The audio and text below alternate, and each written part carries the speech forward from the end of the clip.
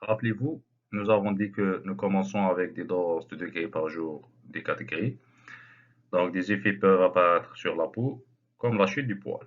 Donc, lorsque les radiations atteignent la muqueuse buccale, on observe d'autres manifestations. Donc, les premiers sont les mucites, qui apparaissent à partir de degrés. Donc, il s'agit d'une inflammation de la muqueuse, provoquant des ulcérations et des érosions. En 25 degrés, une diminution de la sécrétion salivaire se produit, c'est-à-dire, si un patient reçoit 25 degrés pour compléter une chirurgie ou chimiothérapie, l'hypoxia, la diminution de la sécrétion salivaire, est réversible. Cela signifie que les glandes salivaires ne sont pas trop endommagées et peuvent se régénérer après l'arrêt de la radiothérapie. En revanche, au-delà de 25 degrés, la régénération du parenchyme salivaire est très faible, voire insuffisante. Donc le patient risque alors de souffrir d'une sécheresse buccale permanente.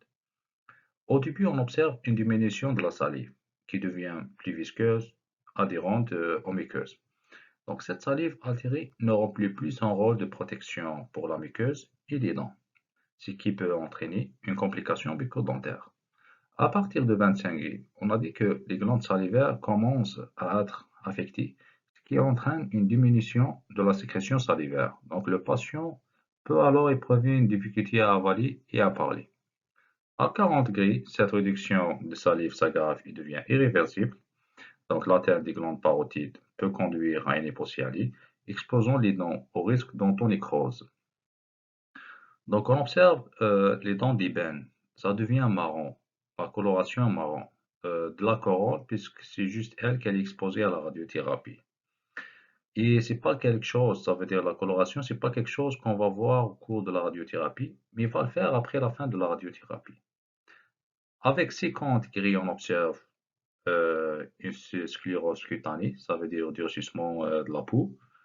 Et à 60 degrés, en plus du risque accru d'ostéonécrose, on observe une limitation d'ouverture buccale. Donc, cette difficulté à ouvrir la bouche est l'un des derniers symptômes à apparaître car les muscles sont plus résistants aux effets des radiations et sont donc touchés plus tardivement.